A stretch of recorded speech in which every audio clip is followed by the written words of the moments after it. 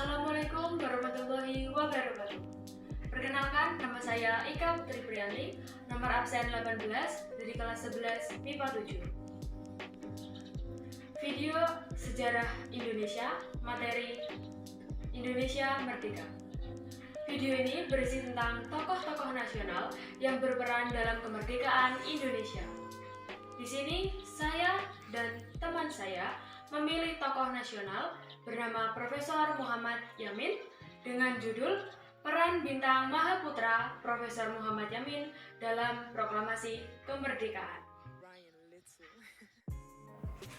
Dan saya Malati Rahayu dari kelas 11 MIPA 7 dengan nomor praseksi 21. Biodata singkat Muhammad Yamin. Nama asli Muhammad Yamin. Tempat tanggal lahir Talawi Sawah Lunto, Sumatera Barat pada tanggal 23 Agustus tahun 1903. Muhammad Yamin meninggal di Jakarta pada tanggal 17 Oktober tahun 1962. Orang tua dari Muhammad Yamin, Usman Baginda Khatib, dan ibunya Siti Saadah. Muhammad Yamin memiliki 3 saudara. Yang pertama, Muhammad Yaman adalah seorang pendidik. Yang kedua, Jamaluddin Adi Negoro, seorang wartawan terkemuka. Yang ketiga, Rahmana Usman adalah pelopor Korps Diplomatik Indonesia. Biografi Profesor Muhammad Yamin. Kali ini ada 4 pokok bahasan. Yang pertama, keluarga Profesor Muhammad Yamin. Yang kedua, pendidikan Profesor Muhammad Yamin. 3. Peran Profesor Muhammad Yamin dalam Proklamasi Kemerdekaan. 4. Peran Profesor Muhammad Yamin menuju kemerdekaan. Yang pertama, membahas tentang keluarga. Pada tahun 1937, Muhammad Yamin menikah dengan Siti Sundari, putri seorang bangsawan dari Kadilangu, Demak, Jawa Tengah. Mereka dikaruniai 1 orang putra dan Rahadian Sinayangsih Yamin pada tahun 1969 dan melangsungkan pernikahan dengan Raden Ajeng Sundari Merto Amojo, putri tertua dari Mangkunegoro ke-8. Profesor Muhammad Yamin. Pendidikan dasarnya di Hollands Inland School, Palembang, kemudian melanjutkannya ke Algemeen Middelbaar School, Yogyakarta. Di AMS Yogyakarta, ia mulai mempelajari sejarah purbakala dan berbagai bahasa seperti Yunani, Latin, dan Gaelic. Namun, setelah tamat, niat untuk melanjutkan pendidikan ke Leiden harus ia kurung karena ayahnya meninggal dunia. Ia kemudian menjalani kuliah di Rechtshogeschool te Batavia atau Sekolah Tinggi Hukum di Jakarta yang kelak menjadi Fakultas Hukum Universitas Indonesia dan berhasil memperoleh gelar Master in den Recht Sejarah Hukum pada tahun 1932. Peran Muhammad Yamin dalam proklamasi kemerdekaan. Pertama, karir. Muhammad Yamin memulai karir sebagai seorang penulis pada dekade 1920-an semasa dunia sastra Indonesia mengalami perkembangan.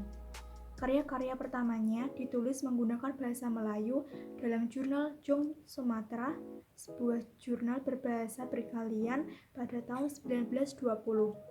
Karya-karya terawalnya masih terikat kepada bentuk-bentuk bahasa Melayu klasik. Karir politik Yamin dimulai ketika masih menjadi mahasiswa di Jakarta.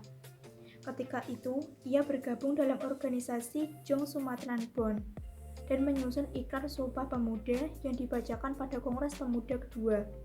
Dalam ikrar tersebut, ia menetapkan bahasa Indonesia yang berasal dari bahasa Melayu sebagai bahasa nasional Indonesia.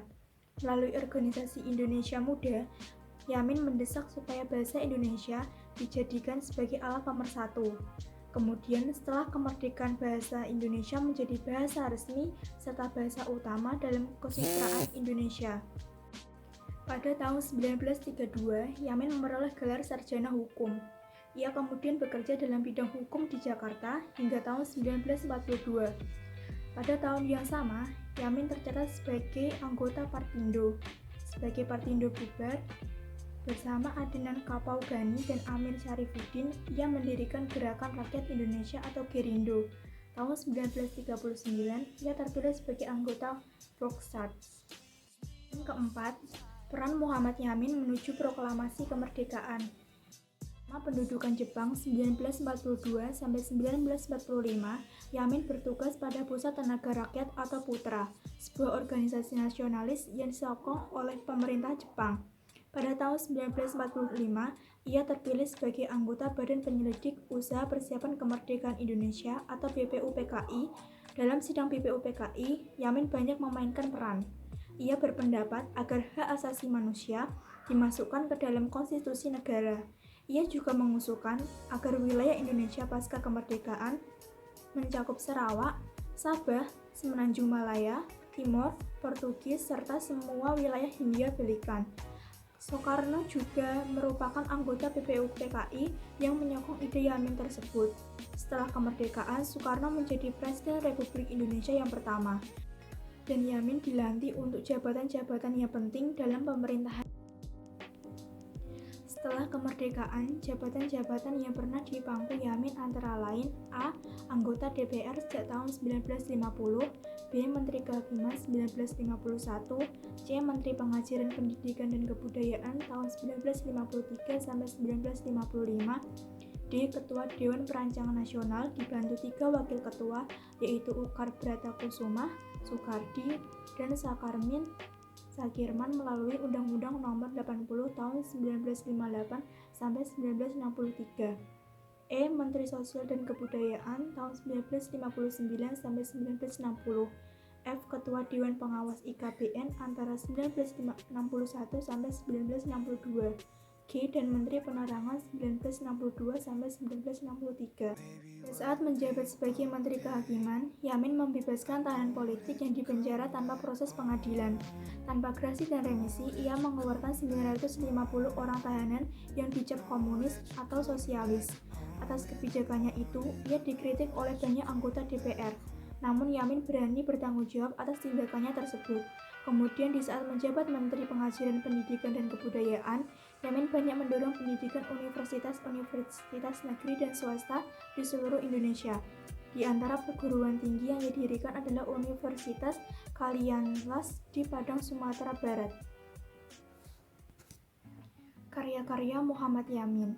Karya-karya Muhammad Yamin diantaranya Tanah Air, Puisi, 1922, Indonesia, Tumpah Darahku, 1928, Kalau Deotara Sudah Berkata, drama, 1932, Ken Arok dan Ken Dedes, drama, 1934, Sejarah Peperangan Diponegoro, 1945, Tan Malaka, 1945, Gajah Mada novel, 1948, Sabta Dharma, 1950, Revolusi Amerika 1951, Proklamasi dan Konstitusi Republik Indonesia 1951, Bumi Siliwangi Soneta 1954, Kebudayaan Asia Afrika 1955, Konstitusi Indonesia dalam Gelanggang Demokrasi 1956, 6000 Tahun Sang Merah Putih 1958, Naskah Persiapan Undang-Undang Dasar 1960 3 jilid, Ketatanegaraan Majapahit 7 jilid.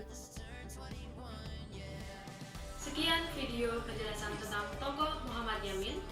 Maaf jika ada kesalahan dalam kata-kata maupun tingkah laku. Kurang lebihnya mohon maaf. Wassalamualaikum warahmatullahi wabarakatuh.